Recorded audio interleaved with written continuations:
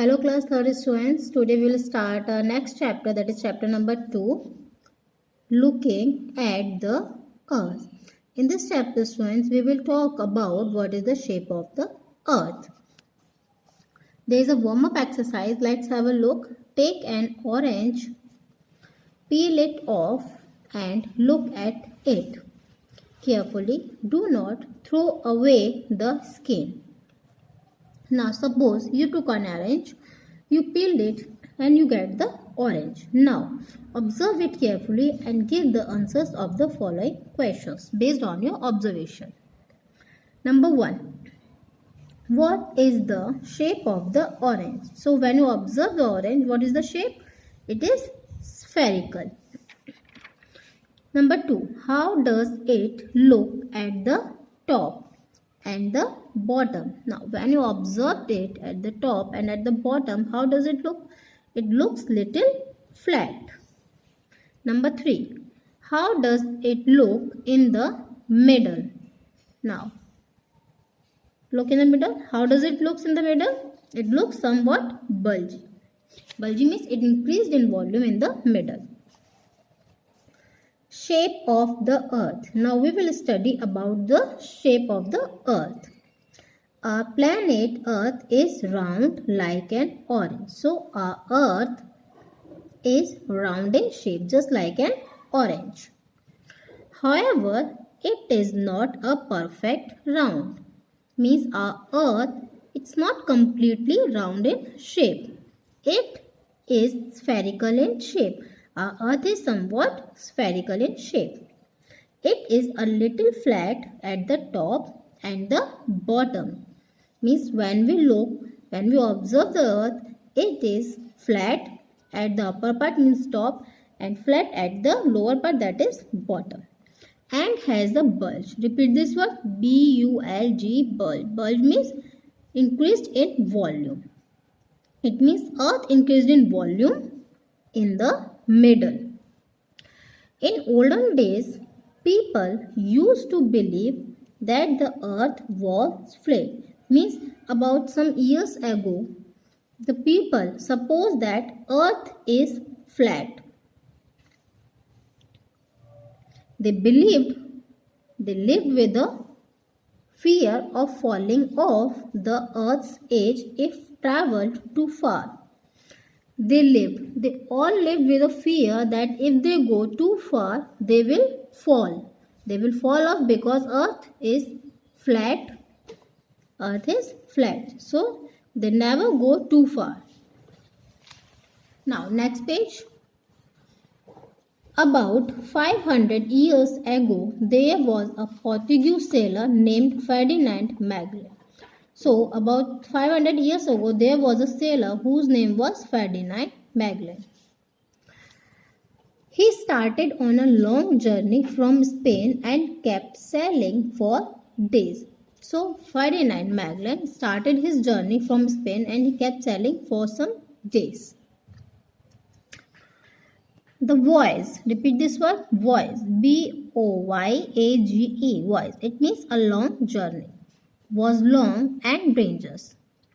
The journey started by the Ferdinand was very long and dangerous.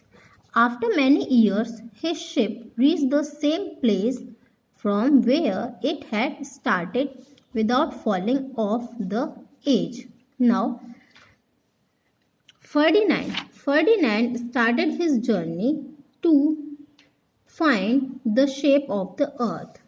When he started the journey, after some time or after many years, he reached the same place from where he had started, but without falling off. Hence, his journey proved that earth is round in shape because he reached the same place from where he started.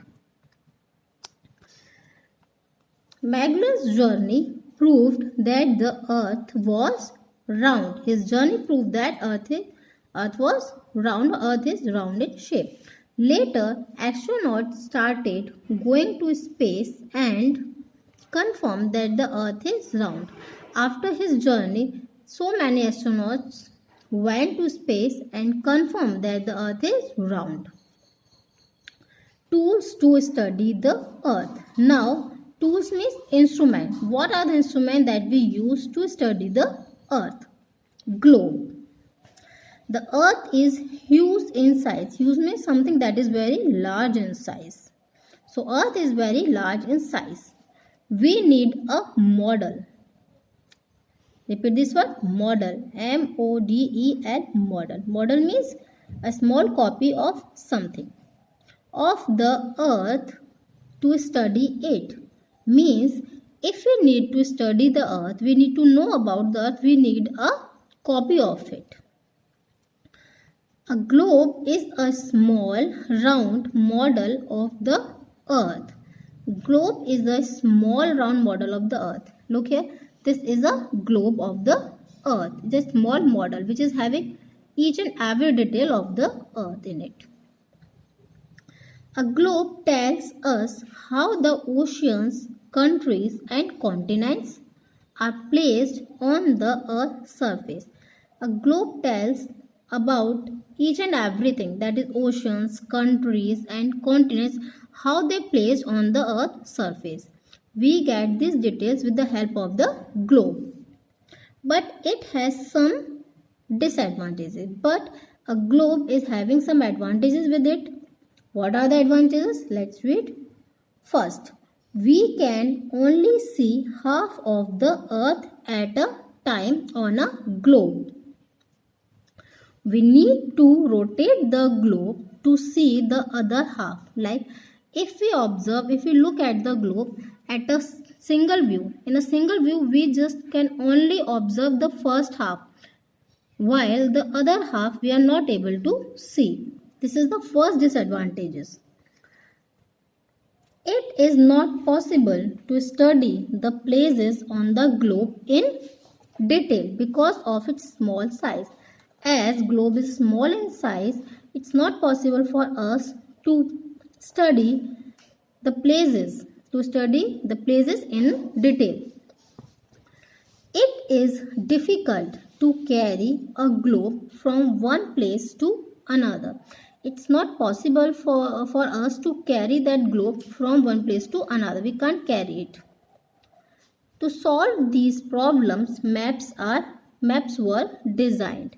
So because of all these problems, maps were designed so that we can easily study about the earth. Next page. Again there is an activity. Let's have a look.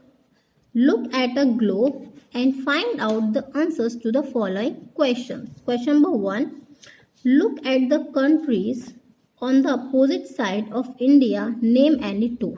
So if we look at the globe, we can write the name of any two countries. Suppose first one is USA and second one is Mexico. B. It is daytime in India now. What would be the time in a country that lies opposite to India on a globe? Now, if it is a daytime in India, then what would be the time in another country that is opposite to India? There would be night time. Why? Because earth keeps rotating as the part of India. As it is daytime in India means this the part of the earth in which India belongs, in which faces the sun, while the other second half in which the another country's place will not get the sunlight. So there would be night time. Number C. When it is night time in Delhi, will it be daytime in Mumbai? The answer would be no. Why? Because these two cities are in India, and in India, if it is daytime if it is night in Delhi, then there will be also night in Mumbai. So the answer will be no. Map. A map is a drawing of the earth on a flat surface or paper.